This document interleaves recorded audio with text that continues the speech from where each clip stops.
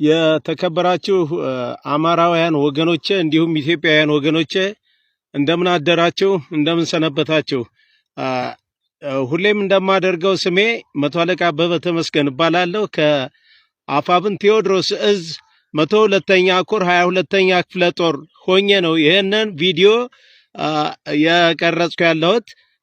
ውድ አማራውያን ዛሬ ይዤ የመጣሁት በአድማ ብተና አካባቢ ስለተሰራው ሴራ ነው።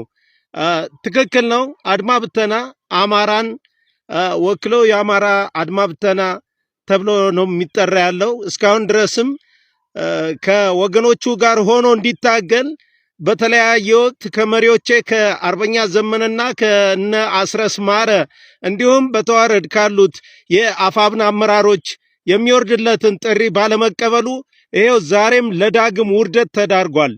ይሄው ምንድነው? እና አባው ታደሰ ሰሞኑን ባህር ዳር ላይ አድርገውት የነበረ ድብቅ ስብሰባ ነበር። እዛ ድብቅ ስብሰባ ላይ አጠቃላይ አድማ ብተና የተባለ አማራ አድማ ብተናም ብቻ ነው። ሌሎቹን አድማ ብተናዎች የሌሎቹን ክልሎች አድማ ብተና አያፈርስም።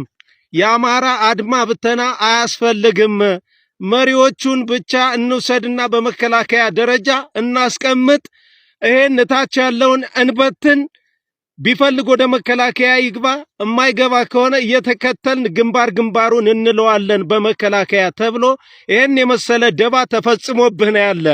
አንተ ሲነግሩህ የማትሰማ በቃ እኔ እንጃ። አሁንም አልመሸም። ቶሎ ብለህ ሳትበላ ብትችል አማራ ፋኖ ወገንህን ወንድምህን ተቀላቅለህ መዳኛህ አማራ ፋኖና አማራ ፋኖ ብቻ ነው።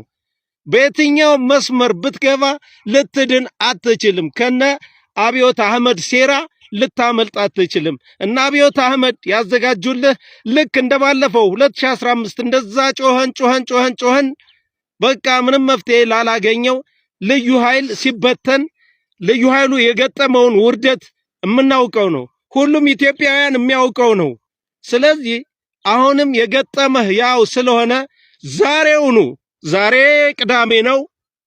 ዛሬውኑ ጀምረህ በአካባቢህ ባለ የፋኖ አደረጃጀት እየሄድክ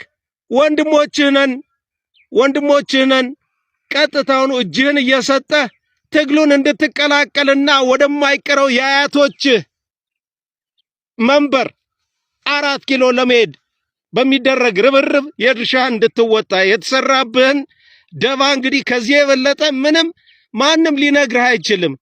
እኛ ከህዝብ እስከወጣን ድረስ ህዝባችን አብሮን ያለ ነው። ህዝባችን አብሮን ነው እየታገለ ያለው። አንተ ግን በተለያየ ወቅት ብትመከር ብትዘከር ልትሰማ ስላልቻልክ ዛሬ ለከፋ ደግሞ ባርነት እንደ ቀድሞ ሰራዊት የደርግ ወታደር እየተባለን ይመጻደቁበት እንደነበረ የዚያን እድል እንኳን ልታገኝ አትችልም። የዚያን እድል ልታገኝ አትችልም። አንተ ልታገኝ ስለማትችል ቀጥታውኑ አሁኑኑ ግባና ይሄንን የአማራ ፋኖ ትግል ተቀላቅለህ ትግልህን አጠናክረህ ወደማይቀረው ግባችን እንንቀሳቀስ ነው የምልህ። እርስ በርስ ተበላልተህ የትም አትደርስም። ይሄው እያየኸው ነው። በተለያየ ወቅት ተዋጋን፣ በቃ እየረገፍክ ነው የቀረው። አሁንም ተመለስ፣ አልመሸም። ይሄንን ነው የማስተላልፈው።